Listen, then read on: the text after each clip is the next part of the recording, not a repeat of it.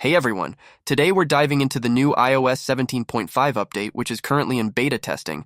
While it might not be a massive overhaul, there are a few interesting features to unpack, so let's jump right in. First up, a big change for our viewers in the European Union. Apple is now allowing apps to be downloaded directly from a developer's website, bypassing the App Store. This comes after new EU regulations aimed at promoting more competition in the app market. Now, this doesn't mean the App Store is disappearing. It just gives EU users more choice. But it will be interesting to see how this plays out and if it affects app discovery for developers. Next, iOS 17.5 is boosting user privacy with a new system to detect and disable unwanted tracking accessories. So, those little gadgets designed to follow you around without your knowledge? Yeah, your iPhone will be able to sniff them out and help you shut them down.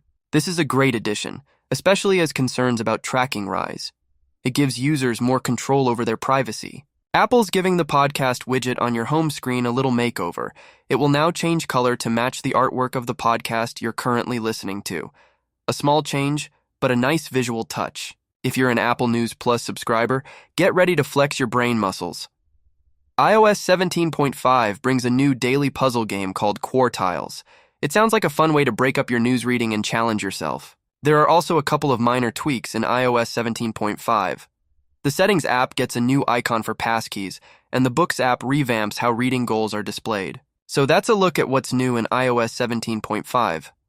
While it might not be a massive update, there are some interesting features, especially the app downloads from websites for EU users and the improved tracking accessory detection. Let me know in the comments below what you think about these new features. Are you excited about any of them?